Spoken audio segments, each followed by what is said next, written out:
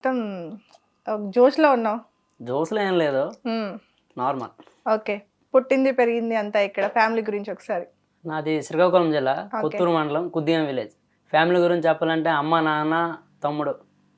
అమ్మ, నాన్న, తమ్ముడు. నాకు ఎక్కువగా సపోర్ట్ చేసేది ఎవరంటే మా తమ్ముడు. ఓకే. నేను ఏదైనా చెప్తే మళ్ళీ దాని గురించి రెండోసారి చెప్పనివాడు. చేసి చూపిస్తాడు. ఏదైనా చెప్పానంటే సంథింగ్ ఏదైనా కావాలంటే మా నాన్నకి ఏం అడగను, మా తమ్ముడికి అడుగుతాను. ఓకే. మా తమ్ముడు మా నాన్నకన్నా నాకు ఏదైనా ఇష్టం అంటే మా తమ్ముడే. ఎవరైనా కొడుక్కి నాన్న చూసుకుంటా అంటారు, కానీ నాకు నా దృష్టిలో అన్నీ కూడా మా నాన్న, అన్నీ కూడా మా తమ్ముడే. ఓకే. ఏం చేస్తుంటాడు తమ్ముడు? తమ్ముడు చదువుకుంటూ ఉంటాడు, డిగ్రీ సెకండ్ ఇయర్. చదువుకుంటూనే అన్ని నీకు కొనియడము. ఎలా మరి ఏదైనా పనికి వెళ్తాడా? అంటే ఇప్పుడు నేను హైదరాబాద్ వచ్చానా, రూమ్ రెంట్కి మనీ ఏమైనా కావాలంటే మా తమ్ముడు వర్క్ చేస్తాడు బయట, వాటర్ ప్లాంట్కి వెళ్తూ ఉంటాడు, వాటర్ క్యాన్లు మోస్తాడు, ఇంటింటికి వేయడం అవన్నీ చేస్తూ ఉంటాడు. మనీ కావాలంటే నాకు మనీ ఫోన్పే చేస్తాడు. నెక్స్ట్ ఏంటంటే ఏదైనా దసరా కానీ ఏదైనా పండుగ వచ్చింది అనుకో, ఎవరికైనా నాన్న ఫోన్ చేసి డబ్బులు పంపిస్తాడు. కానీ నేను అడగకుండా మా తమ్ముడు నాకు 500 పంపించని చూసుకుని నీకు ఏదైనా ఉపయోగపడతాయి అంటాడు. ఎందుకు నాకు డబ్బులు పంపించమంత ఉంచుకోరారా అంటాడు. సో నాకు అనిపిస్తూ ఉంటుంది, ఏ అన్నయ్య తమ్ముడికి వేయలే కానీ తమ్ముడు అంటే అన్నయ్య వేస్తున్నాడు అనేసి. సో కొన్ని నేను లవ్లో పడి ఫ్యామిలీని కరెక్ట్గా అర్థం చేసుకోలేను, ఓకే. లవ్లో ఉండడం వల్ల. ఓకే. వద్దాం లవ్ స్టోరీకి వద్దాం. ఏం చదువుకున్నావు? నాది ఇంటర్ కంప్లీట్ అయిపోయింది, ఓపెన్ డిగ్రీ కట్టి ఈ ఫీల్డ్లోకి వచ్చా. ఓకే. ఓపెన్ డిగ్రీ ఓపెన్ గానే ఉంచినావా లేకపోతే రాస్తున్నావా? ఏమన్నా రాస్తున్నా, ఇంకొక ఇయర్ ఉంది, 1 ఇయర్ ఉంది. ఇంకో ఇయర్ ఉంది. పాస్ అయినవన్నీ? అని పాస్ అయినట్టు. ఓపెన్ డిగ్రీ అంటే మీకు ఆల్రెడీ అర్థమైపోయి ఉంటుంది, ఓపెన్ అనేసి. ఓపెన్ అంటే ఓపెన్ గానే ఉన్నాయి అన్ని సబ్జెక్టులు. ఓకే. సో ఇదంతా బాగానే ఉంది ఇక్కడ వరకు. అమ్మ నాన్న ఏం చేస్తుంటారు? అమ్మ నాన్న అంటే ఫార్మర్స్. మా అమ్మకి ఒక 5 years బ్యాక్ నుంచి బాగోలేదన్నమాట. అంటే కాల్కి టీబీ వైరస్ వచ్చింది, టీబీ వైరస్. ఓకే. ఓకే. అందువల్ల మా అమ్మ ఏం పని చేయలేదు, మా నాన్న అక్కడే కష్టపడుతూ ఉంటాడు. నాకు చిన్నప్పటి నుంచి నాకు డ్రీమ్ ఏంటంటే యాక్టర్ అవ్వాలని డ్రీమ్. అదే కాకుండా ఎడ్యుకేషన్ పరంగా అయితే నాకు ఇంజనీర్ అవ్వాలని ఉండేది. ఇంజనీర్ అవ్వలే, అర్థమైపోయింది. అన్నింటినీ ఓపెన్ గా పెట్టేసినావు. ఇంజనీర్ అవ్వాలని ఉండేది. సో నేను చదివేటోడిని, ఈ సబ్జెక్టులు ఎంచుకుని ఎలా అయినా ఇంజనీర్ అవ్వాలనుకునేవాడిని. నాకు ఇంటర్మీడియట్లో ఏంటంటే మా అమ్మకి బాగోలేదు బాగా, అందువల్ల 5-6 lakhs వరకు ఖర్చు అవుతాయి అన్నారు. ఆ తర్వాత మా దగ్గర అంత మనీ లేదు, ఏం చేయాలో అర్థం కాలేదు. మా నాన్న ఒకడే పని చేస్తున్నాడు. ఇప్పుడు నేనేం ఆలోచిస్తే, నేను అమ్మాయి దృష్టిలో లవ్లో ఉండడం వల్ల కరెక్ట్గా చదవలేకపోయాడిని. జాబ్ తెచ్చుకోలేని నమ్మకం నాకు కూడా పోయింది, జాబ్ తెచ్చుకోలేని అన్నట్టు అనిపించింది. సో ఏం చేయాలంటే, ఇప్పుడు నేను మా నాన్న కష్టపడి నాకు చదివేస్తాడు. ఇప్పుడు నేను అనుకున్న చేయకపోతే నాకన్నా బాగా చదువుతారు మా తమ్ముడు మా చెల్లి. వాళ్ళకి చదివించలేకపోవచ్చేమో. మా తమ్ముడు మా చెల్లి అని మంచి చదువుకొని జాబ్ తెచ్చుకుంటే బాగుంటుంది. నేను ఎలాగ ఏం చేయలేను కాబట్టి, జాబ్ తెచ్చుకోలేను కాబట్టి, సో నేను ఏదైనా దూరంగా వచ్చి కొన్ని రోజులు ఏదో కంపెనీలో వర్క్ చేసి, మా అమ్మకి బాగోలేదు, మా నాన్న అక్కడే కష్టపడుతుండు, సో మా నాన్నకి ఏదో ఒక విధంగా సపోర్ట్ చేద్దామని హైదరాబాద్ వచ్చాను. ఆ తర్వాత మా అమ్మకి బాగోపోయినప్పుడు మా మామయ్యలు ఎక్కువగా నాకు దేవుళ్ళు కనిపిస్తారు కనిపించారు తెలియదు, నా కళ్ళతో చూసిన దేవుడు ఎవరన్నాడు మా మామయ్య. మా అమ్మకి బాగోకపోతే మా మామయ్య మా అమ్మకి బాగోకపోతే మంచి చూసుకున్నాడు. ఒక 2 years వరకు వాళ్ళ ఇంటి దగ్గర ఉంచి మొత్తం అంతే. ఇంకా మా అమ్మకి అన్నీ చేశారనమాట, ఫస్ట్ నుంచి లాస్ట్ వరకు. కాలుకు బాగోకపోతే తీసుకుని వెళ్ళి హాస్పిటల్ తీసుకుని వచ్చి టైంకి ట్యాబ్లెట్లు ఇచ్చి చాలా అంటే చాలా చేశారు మా మామయ్యలు కూడా మనీ పెట్టారు. సో అన్ని ప్రాబ్లమ్స్ దేటుకుంటూ మంచిగా ఇప్పుడు అంతా ఓకే, ఫ్యామిలీ అంతా. అమ్మకి అమ్మ మంచిగా ఉంది ఇప్పుడు, సో హ్యాపీ. ఇంకా నేను నా లైఫ్లో అయితే చిన్నప్పటి నుంచి దేనికోసం కూడా ఎక్కువ బాధపడలేదు. మా అమ్మకు అంత బాధ వచ్చినప్పుడు కూడా నాకు బాధ అనిపించలే. ఆ కష్టం ఏంటో తెలియకుండా మా మామయ్యలు అంతా చూశారు. మా మామయ్య నాకు ఎప్పుడు చెప్తూ ఉండేవాడు, అమ్మకు బాగోలేదని, డబ్బులు లేవని, నీ చదువు ఆపేకు, నేను కాకపోతే కష్టపడి నీకు చదివేస్తాను, నువ్వు అనుకున్నది చేయని చెప్పేవాడు. కానీ నాకు తెలుసు కదా, నేను లవ్లో పడడం వల్ల చదువు అంతా పోయింది. ఇంకా క్లారిటీ ఉంది, లవ్లోనే పడ్డావు, క్లారిటీ ఉంది, చదవద్దు అనే క్లారిటీ కూడా ఉంది. ఇప్పుడు దాన్ని అట్లా కవర్ చేస్తున్నావులే. ఓకే. వీడియోస్ ఎప్పుడు స్టార్ట్ చేసావు మరి? వీడియోస్ అంటే ఒక అమ్మాయి నన్ను ఇన్సల్ట్ చేసింది. ఏమని అంటే ఒక ఫంక్షన్కి వెళ్ళాం, అక్కడ వాళ్ళ బావ తనకి నార్మల్గా ప్రపోజ్ చేశాను, చెప్పకూడదని ప్రపోజ్ చేశాను నార్మల్గా సరదాగా. అప్పుడే చూసి అప్పుడే చేసావా? సరదాగా మా ఫ్రెండ్ ఒకటి చేయమని చేశాను. ఓకే. అదే అమ్మాయి ఏమందంటే వాళ్ళ బావ పిక్స్ చూపించింది ఇన్స్టాలో, 3K followers ఉన్నారు, చూసి మా బావ ఎలా ఉన్నాడని కొంచెం ఇన్సల్ట్ చేసింది అందరి ముందు.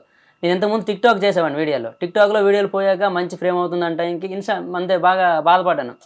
మంచి ఫాలోవర్స్ వచ్చారు, అంత బాగుందంటే ఇంక యాప్ పోయింది. ఎంత కష్టం. ఎక్కడన్నా ఏమంటారు, బాగున్నాడు అంటే నార్మల్ గా బాయ్ ఫ్రెండ్ ఉన్నాడు అది ఇది అంటే ఓకే. ఈ ఇన్స్టాగ్రామ్ లో ఫాలోవర్స్ న్యూస్ లవ్ ప్రపోజల్ చేసుకున్నాడు ఏంట్రా?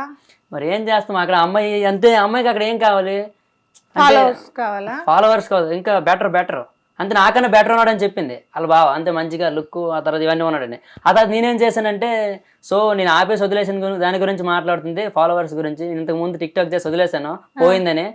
అయితే ఇంక ఇలా కాదు, ఇన్స్టాలో వీడియోలు చేయడం మొదలెట్టా. ఆ అమ్మాయి మీద కోపంతో సూపర్ మొదలెట్టా. ఆ తర్వాత రీచ్ బాగా వచ్చింది.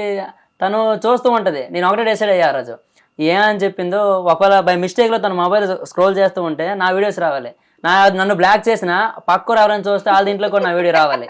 అలా తయారయ్యా అనమాట. 3,000కి ఒక్క ఫాలోవర్ ఎక్కువ వచ్చినా చాలనుకున్నావా, లేకపోతే 30,000 రావాలనుకున్నావా? తన ఆడికన్నా కొంచెం బెటర్ గా ఉన్నట్టు కనిపించాలనుకున్నా. సో ఇప్పుడు అంతా మారిపోయింది. తనే మన ఫోన్ చేసింది, వీడియోస్ బాగా చేస్తాను ఇంకా బాగా చేయని. సో మళ్ళీ అలాంటి వాళ్ళకి రానివ్వకూడదు. తన గురించి తెలుసు కదా మొత్తం. ఓకే, చూపించావు అయితే మొత్తానికి. ఓకే, ఈ లవ్ స్టోరీ ఎప్పుడు స్టార్ట్ అయింది? దీనిలోకి ఎట్లా ఎంటర్ అయ్యావు? ఆ అమ్మాయి లవ్ స్టోరీ కాదు. ఈ అమ్మాయి నార్మల్ గా యాజ్ ఏ ఫ్రెండ్ సరదాగా ప్రపోజ్ చేశా. ఈ అమ్మాయి కాదు, లవ్ చేసిన అమ్మాయి. కాదు కాదు, క్లారిటీ ఉంది. ఈ అసలు అమ్మాయి ఎవరు? ఇది ఎట్లా స్టార్ట్ అయింది? అసలు అమ్మాయి ఏంటంటే దీనికి ముందు ఇంకో లవ్ స్టోరీ కూడా ఉంది. ఈ అమ్మాయి ఇప్పుడు ఈ అమ్మాయి కంటే ముందు ఇంకో లవ్ స్టోరీ కూడా ఉంది. స్కూల్ లవ్ స్టోరీ అది. ఏ క్లాస్ లో? ఏ క్లాస్ అంటే 5th క్లాస్ లో లవ్ చేశా. అరే నువ్వు స్కూల్ చదవనీకి పోయినావా, లవ్ స్టోరీ కోసం పోయినావా? అంటే సినిమాలు ఉంటాయి కదా, సినిమాలో సగం పాడు చేస్తాను యూత్ కి. అట్లనే చెప్పుకొని బతకాలి ఇంకా సినిమాల వల్ల. అంటే సినిమాలో ఉంటది కదా, అంటే ఇంత ప్రేమ లేకపోవచ్చు, కానీ సినిమాలో వాళ్ళు చూపించే ప్రేమ ఎలా ఉంటది అంటే నిజమేనేమో, ప్రేమ ఇలా ఉంటదేమో అన్నట్టు అనిపిస్తుంది. సో ఆ సినిమాలు చూసి మా ఫ్రెండ్ చెప్పాడు, ఆ అమ్మ నీదిగా చూస్తుందిరా, నీతోనే మాట్లాడుతుంది, ఇంకెవరితో మాట్లాడలేదు.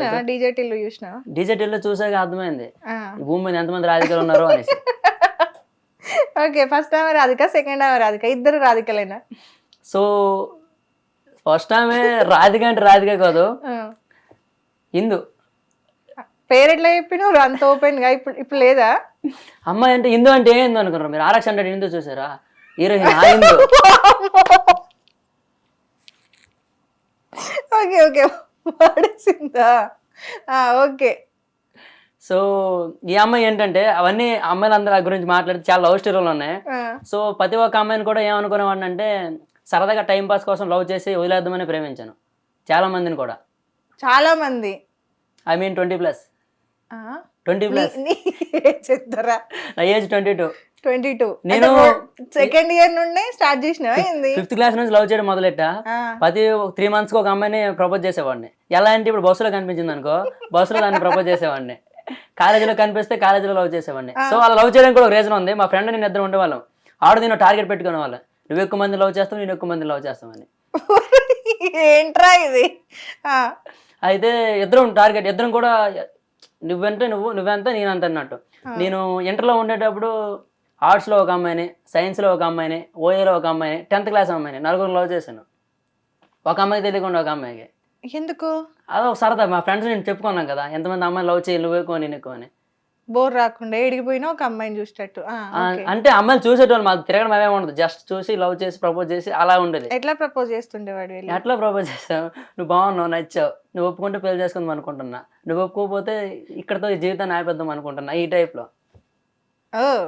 ఓకే. సో అవన్నీ పక్కన పెట్టేస్తే ఇంతమంది లవ్ చేసా అన్ని అయిపోయాక అందరు కూడా కళ్ళకి నచ్చిన వాళ్ళే. మనసుకి నచ్చిన అమ్మాయి ఇప్పుడు వరకు ఎదురు రాధిక, అసలు రాధిక వేరే ఉంది. ఓకే. అంటే అందరు కూడా కళ్ళకి నచ్చారు కానీ మనసుకి ఏ అమ్మాయి కూడా నచ్చలేదు. సో నేను ఆ వరకు నేను ఏమనుకున్నాను అంటే ప్లే బాయ్ అనేటోటి ఫీల్ అయ్యేటోడిని. ఈ ప్లే బాయ్ కాస్త బ్రోకెన్ బాయ్ అవడానికి ఒకే ఒక అమ్మాయి.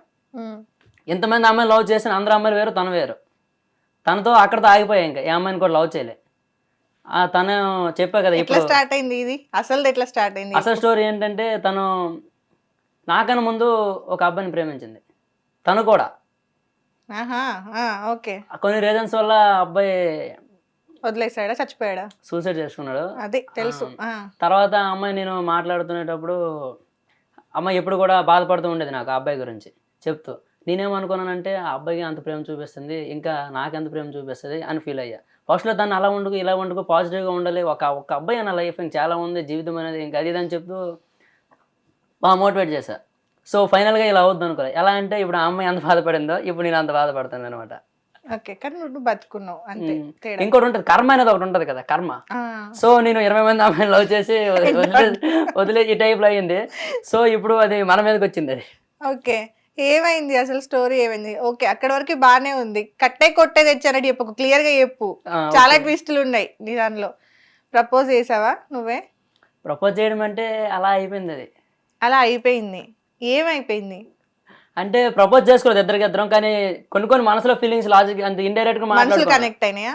ఇండైరెక్ట్ గా మాట్లాడుకున్నాం. ప్రపోజ్ చేసుకున్నామమ్మ వాయినం, పుచ్చుకున్నామమ్మ వాయినం. ఓకే, తర్వాత ఈ బ్రోకెన్ హార్ట్ ఎందుకు వచ్చింది మధ్యలోకి? బ్రోకెన్ హార్ట్ అంటే ఫస్ట్ లో ఈ అమ్మాయిని కూడా నేను ఏమనుకున్నానంటే లవ్ చేసేటప్పుడు అందరు అమ్మాయిలకి ఎలా లవ్ చేసి వదిలేసామో తిన్ను కూడా లవ్ చేసి వదిలేద్దామని ప్రేమించా. కానీ తిను చూపించే ప్రేమ ఎలా అంటే నాకు చేతికి చిన్న దెబ్బ తగిలినా మా కట్టుకునేదా మా అమ్మ ఎలా రియాక్ట్ అయ్యేదో అలా రియాక్ట్ అయ్యేది తను. సో నేను ఫస్ట్లో అనుకునేవాడిని ఎందుకు ఫోన్ చేసి దొబ్బుతుంది అందరి అమ్మలా తిని కూడా అనుకునేవాడిని. కానీ తను చూపించే ప్రేమ, మా కోసం మాట్లాడే మాటలు, కొంచెం అన్నం తినప్పని దాని గురించి ఎక్కువ టైం డిస్కస్ చేసేది. నాకు చిరాకు అనిపించింది, మా అమ్మలా అన్ని బిహేవ్ చేస్తుంది అంటే ఈ టైప్లో. మా అమ్మ అలానే ఏదైనా అన్నం తినకపోతే వచ్చి గొడవాడి తిను అవన్నీ చెప్తుండేది. సో నాకు ఏమనిపించింది, ఎంతమంది అమ్మాయిని లవ్ చేసిన ఎవరు కూడా అంత ప్రేమ చూపించలే, అలా మాట్లాడలేదు. వాళ్ళందరికీ తెలిసేమోలే, లేకపోతే వాళ్ళు కూడా నేను రిటర్న్ అట్లే అనుకున్నారు ఏమో, ఐ థింక్ అలా అయ్యి ఉండొచ్చు. సో అందరూ వేరు తన వేరు.